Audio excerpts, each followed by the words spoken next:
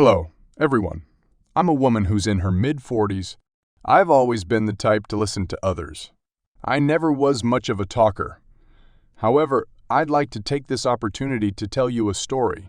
You see, my life was pretty depressing up until a little while ago. I got divorced nearly 10 years ago. My parents both got older and their health declined. My career didn't go so well either. I took over a small restaurant, but it never did very well. I had no children. If it weren't for my mother, who was struggling with an illness, I don't think I would have had the will to live. Every day after I locked up the restaurant, I sat down with a beer and a basket of mozzarella sticks.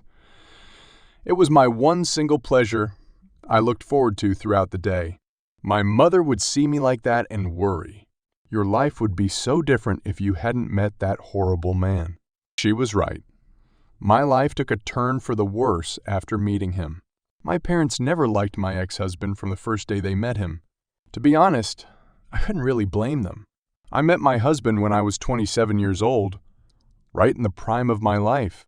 His clothes were old and ratty, and he didn't really take care of himself. He was also 7 years older than me. Regardless, I felt like I met my soulmate at the time. The circumstances in which we met were far from ordinary. At that time, I had just started working for a small accounting firm. It was my first real job.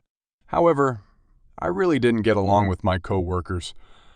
Rather, I should say they all didn't like me for whatever reason. It was the source of so much stress. My parents hated seeing me so exhausted and stressed every time I came home. They told me the job wasn't worth feeling so emotionally damaged all the time. But I didn't want to quit just yet. I finally found a decent job and I wanted to try and tough it out for a little while. I made a promise to myself I'd at least work there for a year. After that, if I still wanted to quit, I would. My parents were still worried for me but supported my decision not to quit yet. My first payday finally came. I wanted to get my parents something for all their love and support. I decided I'd get them some new clothes and give them money as well. I was still living at home with them, so I figured I really didn't need money for much. I wasn't dating anyone at the time, and every weekend I'd just stay home and watch TV. It was my first real paycheck. I really wanted to show my appreciation for everything they've done for me. I went to the mall to get them their presents. I decided I would take out the rest of the money that was left over and give it to them. I went to the ATM and took out what was left from my pay. It wasn't much, but I thought it would make my parents happy. Right. As I was putting the cash into an envelope, I heard a motorcycle coming up behind me. I thought to myself, They got closer and closer, so I let out a scream. I looked down, and the envelope full of money was gone. The guy on the motorcycle stole it right out of my hands. I turned around and saw that there were two people riding on the same motorcycle. I fell to my knees down onto the street and started to cry. I looked up at the people on the motorcycle riding away. The one on the back held up the envelope and waved it around to harass me. I tried to run after them, but it was useless.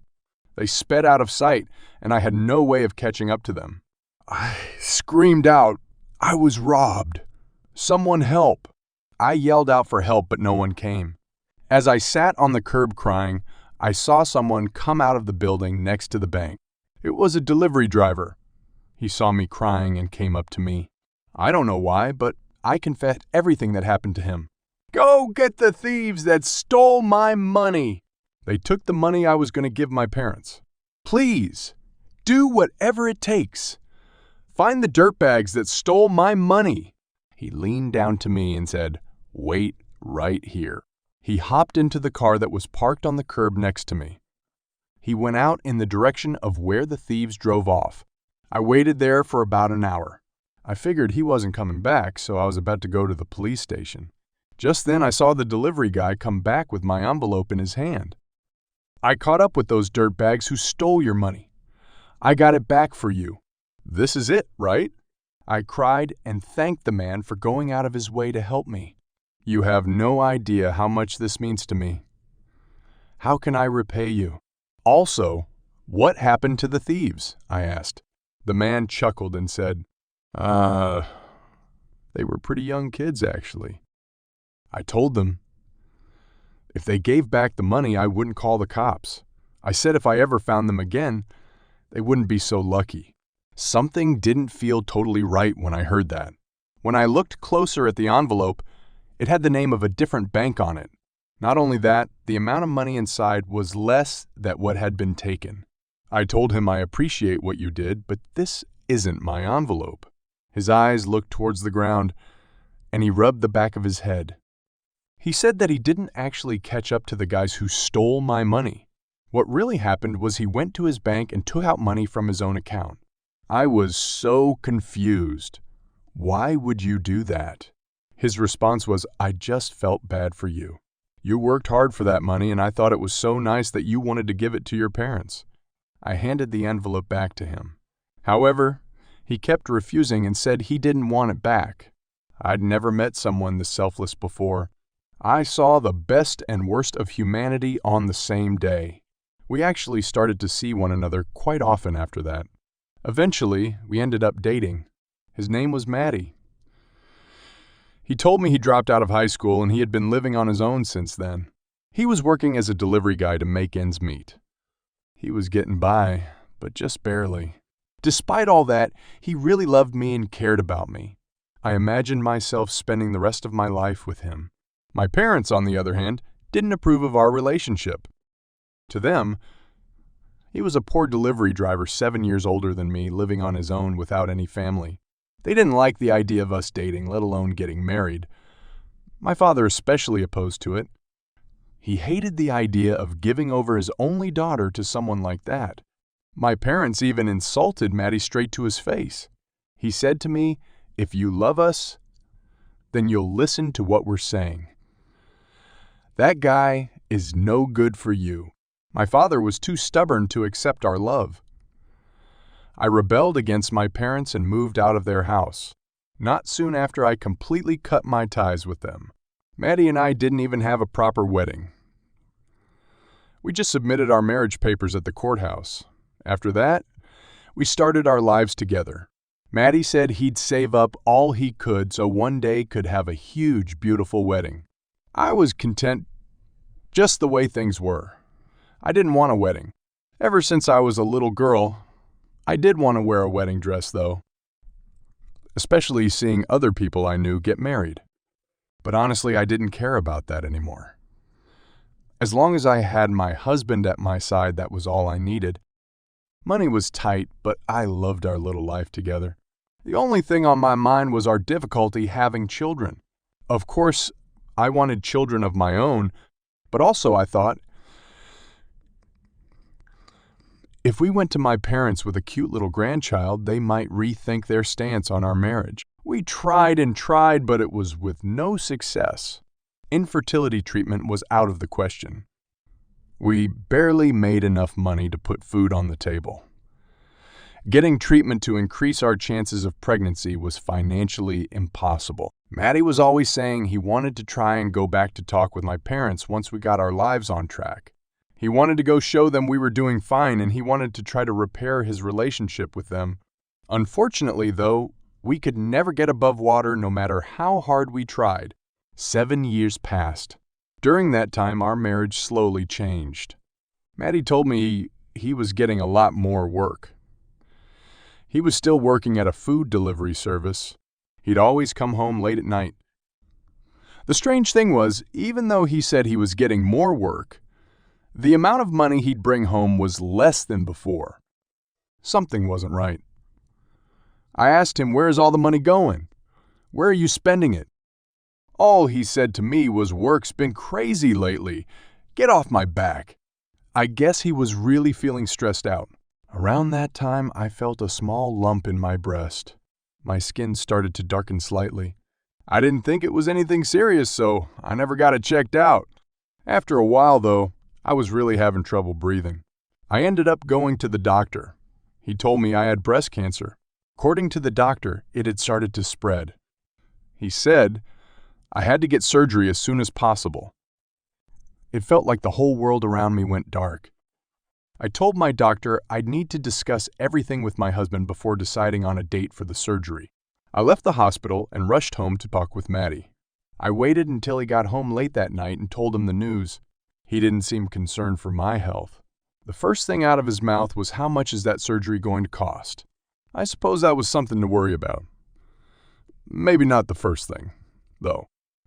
We really didn't have the kind of money needed for a major surgery. I could understand his concern. Maddie must have read the expression on my face. He changed his attitude. He asked me, "If you get surgery, does that mean you'll get better?" His sudden concern didn't help. He had already offended me by making it seem like he only cared about money. I spoke softly and said, "We'll figure something for the money. Don't worry." I wanted to be the one to hear those words, not say them. He put his arms around me, but I didn't feel the same reassurance that I felt when we had first gotten married. In his arms, I felt distant. Every day was the same. He would always come home late and never texted me throughout the day. I cried alone at home every day. Some time passed since I told my husband about my cancer. One day, he surprisingly came home early.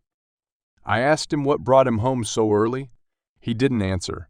He held up the papers he was holding in his hand. They were divorce forms. I lost my breath. "What is this?" He looked at me and said, "I've met another woman. She works with me. We've been seeing each other for a while now. It's been about 6 months since we started dating." I was stunned. I couldn't believe he'd look at other women, let alone have an affair. He had never shown signs of this behavior before. He reached into his pocket, pulled out his phone. He showed me a picture of him and his new girl together. That was the dagger that... He said the reason he's been coming home late was because he was with her at her house. My knees were shaking. It felt like the walls were closing in on me. Why? How could you do this to me? Tears streamed from my eyes and my voice was trembling. Maddie stood there, expressionless. "Where is she?" I asked. "I want to meet her. I want to meet the woman who destroyed this marriage." I shook my head in disbelief of what was happening. I had to do something to try and stop this. "Maddie, don't do this. If you break things off with her now, I'll pretend like this never happened." I bit my lip and laced my fingers, hoping he'd reconsider. I couldn't imagine my life without him. My husband stared down at the floor. After a few seconds, I heard him whisper, "I'm sorry." He turned around and started to make his way out the door. The last thing he said to me was that he'd be living with his new girlfriend from now on. I called him 100 times, but he never picked up. I couldn't afford, literally and emotionally, to live without him. But I knew he'd made up his mind. I didn't want to spend the rest of my life trying to convince him not to leave. I reluctantly signed the divorce papers. I put them on the kitchen table and left the house. I went to the only place I had left, my parents' house. My parents unexpectedly welcomed me in and comforted me. What parent wouldn't comfort their daughter in that situation? I was potentially dying from cancer, and my husband told me he was leaving me. They put their past feelings behind them and consoled me.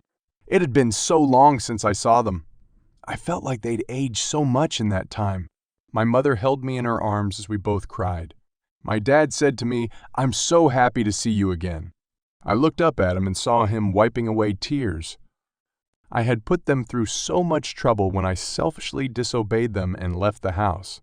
Now, I was back with my tail between my legs as a cancer patient who was getting divorced. I was a failure. I failed my parents. I failed in my own life. However, thanks to my parents, I was able to get surgery right away. I had to get my right breast removed. Despite that, I could notice a change in my condition. As the days went on, I felt myself regaining my energy. After some time, I felt pretty much back to normal. That's when my parents started suggesting I go out and find someone new. "You're not too old to find someone new. Plus, we want a grandchild one of these days. Go out and find someone," they said. I wanted to fulfill my parents' wishes. especially after they practically saved my life. Plus, they weren't getting any younger. I signed up for a bunch of online dating sites. Eventually, I met a lawyer who was divorced like me. He and I hit it off right away. He made it pretty clear he was interested in pursuing me. The more we saw each other, the more I started to get over Maddie. Just when I thought things were looking up, my father told me that his business wasn't doing too well. He tried to do everything to prevent the company from going under. Despite his best efforts, the company fell into debt they wouldn't be able to repay. My father collapsed at work from all the stress. He passed away later that day. Soon after, my parents' house was littered with foreclosure notices. Mentally, I couldn't handle thinking about getting remarried anymore. I broke things off with the man I was seeing. I was at a complete loss. I had no idea what we were going to do. We were on the verge of losing our house. My happiness from beating cancer and finding a potential new husband vanished as fast as it came. It may sound strange, but rather than feeling stress or emotional pain, I just felt nothing. I was so devastated by what was happening that I became completely emotionless. Our house was seized and put up for auction. We were left out on the streets with nowhere else to go. This was all too much for my elderly mother to handle. Her health sharply declined once my father passed away. All of this added stress was only making it worse. Luckily, my uncle, who was the landlord of an apartment building, rented out a room to us. Even thought he let us stay there for really cheap. We still struggled to put food on the table. We had to do something to bring some money home. The first job I could find was working in the kitchen of a small restaurant. I had absolutely no experience working in a restaurant before. After a week, my hands were covered in small cuts and I had burns all over my arms. I was too busy to care. I needed to focus on making money. I had to pay the massive debt my father left behind, a rent and my mother's medical bills. I worked every day without any time off. My body was shattered. Life was happening at 100 miles per hour. It felt like only seconds passed between when I woke up in the morning and when my head hit my pillow at night. By then, you'd think I'd gotten over Maddie. You'd be wrong. I still carried that pain with me. Despite that, after a while, it seemed like things were starting to look up. Up until that point, I'd barely been able to pay off my dad's debt. Even then, I was only paying off the interest, not the principal amount he owed. The owner of the restaurant took a liking to me and saw how hard I was working. She did something that would completely change my life. She aided me in setting up a restaurant of my own. I was working harder than I ever had before to get everything ready to open my little restaurant.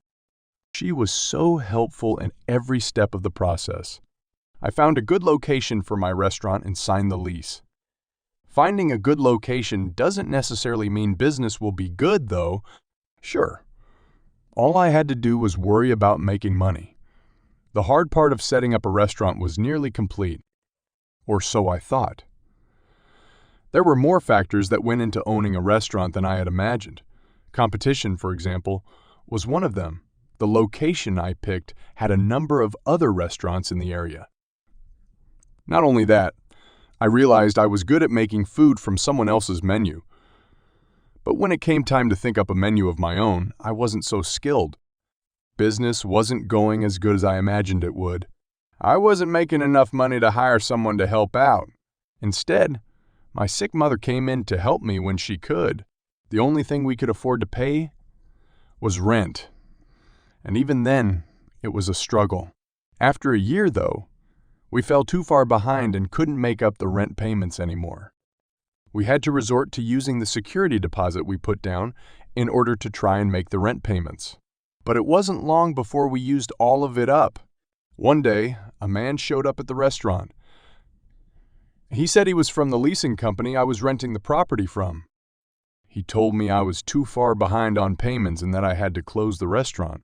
I cried and begged them, "Please, this restaurant is the only thing I have left. We've been getting more and more regular customers lately. Please, I'm begging you. Please give me a little more time to turn things around. I'll be able to pay soon, I promise. I'll do whatever I need to get the money. He must have taken pity on me. He said he'd talk to the leasing company manager and get back to me. A few days later, I got a call from them. They told me I could speak with the person in charge of the property I was renting from. I went to their office to meet with the manager. What was I going to say to convince them to let me keep the doors open? My life literally depended on how this meeting would go. I was petrified. I bottled my anxiety and headed to the office. I tried to give a good impression as I walked through the door. Nice to meet you. My name's Betty. I'm the owner of Betty's Kitchen. That's as far as I got into introducing myself before I froze. I couldn't believe who was staring at me when I walked through the door. There, standing right in front of me, was my ex-husband, Matty. There's no way this could have just been coincidence. I couldn't believe it. I hadn't seen him since the day he walked out on me. And yet, there he was. The man who I still very much had feelings for. There's no way this was a coincidence. The man who visited the restaurant was also in the room. My husband asked him to leave the room. You could cut the tension in the air with a knife. He probably sensed that, so he left the room quickly and shut the door behind him.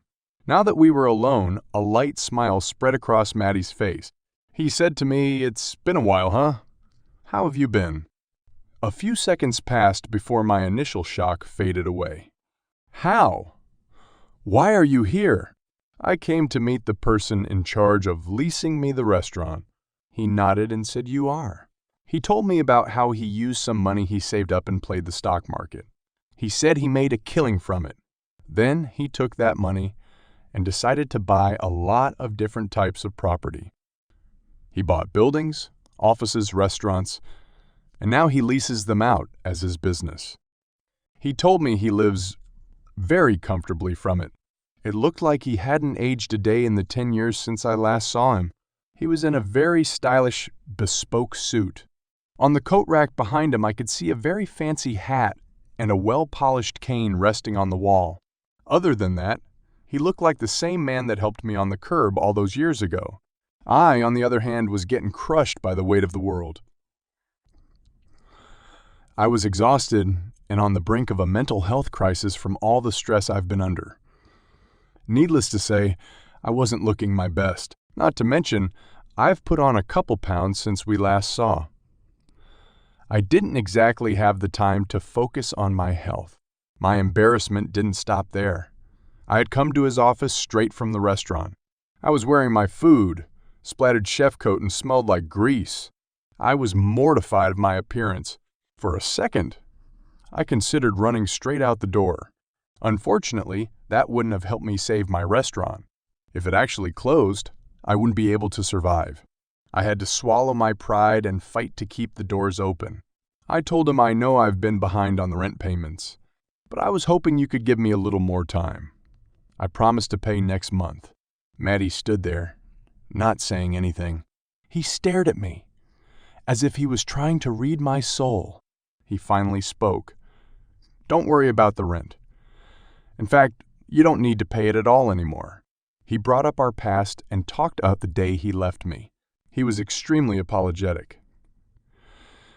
He said he wanted to make it up to me somehow, so he said I was forgiven for all rent payments from before and from now on.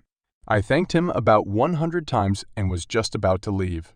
That was when he said something that shocked me. "In return, I want to have one last night with you. If you do, you'll never pay rent for the rest of your life." Hearing that took all the breath out of my lungs.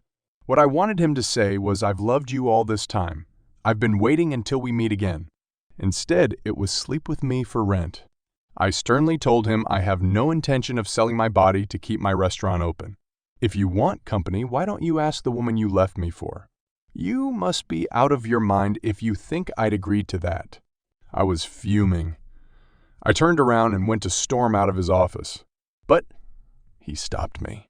He looked me in the eye and said, "I want you to think about this very carefully. It's only one night. After that, I'll leave you alone forever." My face was flushed. His words made my heart start to race. If I'm being honest, I'd still dream about him from time to time. I still hadn't gotten over him. All I was worth to him was just one single night. I went back to the restaurant. It weighed on me for a few days. I finally made up my mind. If my restaurant closed down, my life would essentially be over. I hated what I was about to do.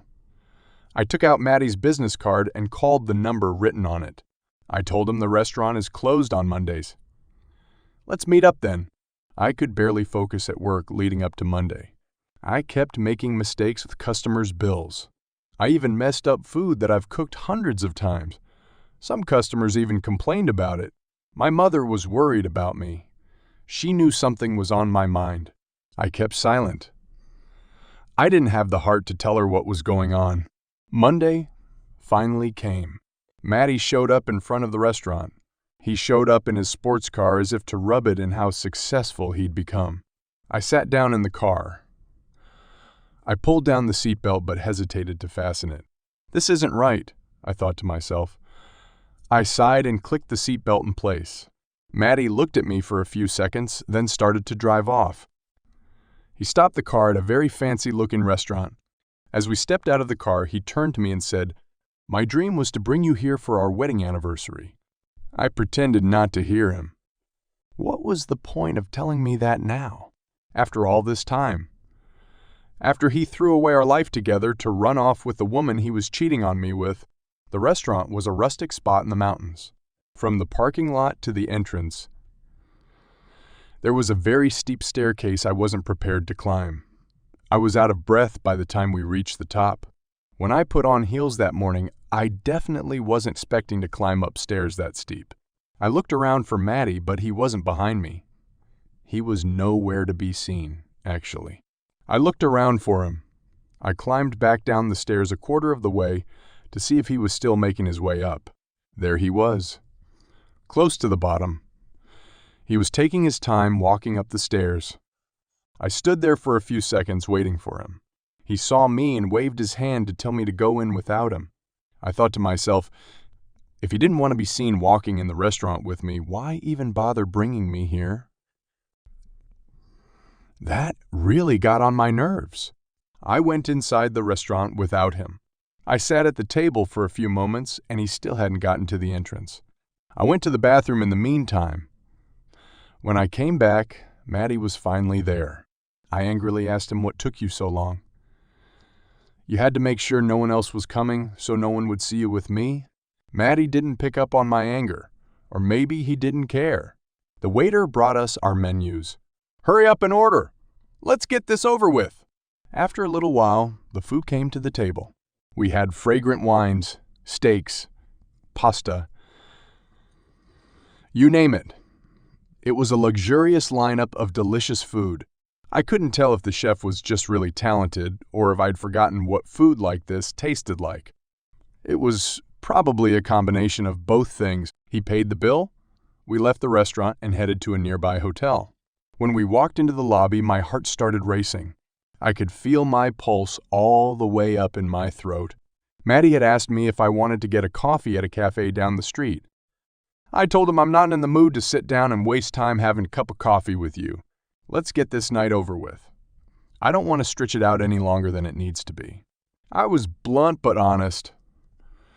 I really wasn't there to have a leisurely night out. I opened the door to the room and saw the huge king-size bed. Maddie said, "I'm going to hop in the shower quick." But instead, he stared at me for a few seconds. He broke the silence by saying, "There's something I want to show you first. Promise me you won't freak out." He started to undo his belt. He slipped off his pants. I looked down at his legs, but there was only one. From his right thigh down, he had a prosthetic leg made of wood and metal. He unfastened it to show me that there was nothing below the thigh. "It's bad, isn't it?" he said shyly. The stairs leading up to the restaurant were really dark. I had to take my time getting up to the top. "Sorry for taking so long." I sat down with my hands over my open mouth, staring down at him. After seeing my reaction, Maddie seemed to lose the energy he was carrying up until then. I understand if this makes you uncomfortable. You don't have to stay with me tonight if you don't want to. You can go." I asked him, "How did this happen? Were you in an accident?" He started to tell me what he'd been hiding from me for the past 10 years. He told me about how he was desperate for money. He was so desperate that he started gambling. At first, he was actually winning some good money, but the money went as fast as it came. Before he knew it, he spent nearly all of his savings. He was afraid he might have to resort to selling our house to pay back his gambling debt. He was torn about how he was going to break the news to me. He was tossing and turning over it for months. He was afraid that I'd say I wanted a divorce. That was right around the time I found out I had breast cancer. He was at a really dark point in his life. He was at a dead end and didn't know what to do. He couldn't even afford to pay for his own wife's surgery. I felt like a complete failure. He told me on the verge of tears. I never knew this, but he went to see my parents one day. He begged on his hands and knees for them to help him, just once. My father agreed, but only if Maddie agreed to a divorce. He said it was the most difficult decision he's ever made, but he knew it was the best decision for me, so he went through with it. My father told him, "You better never come near my daughter ever again. Don't even think about her." He lied to me about there being another woman. There never was one. He lied and insisted on a divorce because he had no other choice. I cut in and asked, "Why didn't you tell me any of this while it was happening?" Tears were pouring from my eyes. I was hitting Maddie on the chest as I asked him the same question over and over. Maddie couldn't hold back his tears any longer. He said he wanted to repay all of his debt first. Then he was planning on coming back to me. I was working road construction during the day and I was doing deliveries at night. My body was in pieces, he explained. I didn't take a single day off. He continued and said, one day there was an accident at his roadwork job. He severely injured his right leg. It was so bad that the doctor said it was potentially life-threatening. He was left with no choice but to get it amputated from the thigh down. He had to quit his job as delivery driver. He was ashamed of being disabled. "I never wanted you to see me like this," he told me. "I heard about your father passing away. I wanted nothing more than to come see you and comfort you. I actually waited outside your house, but I didn't have the courage to go and knock on your door. There hasn't been a day where I haven't thought about you. Even now, I still love you." He bared his soul to me.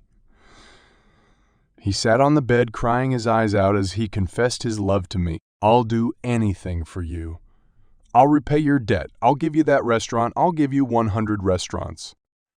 All I ask, please, just let me hold the woman I love for one more night.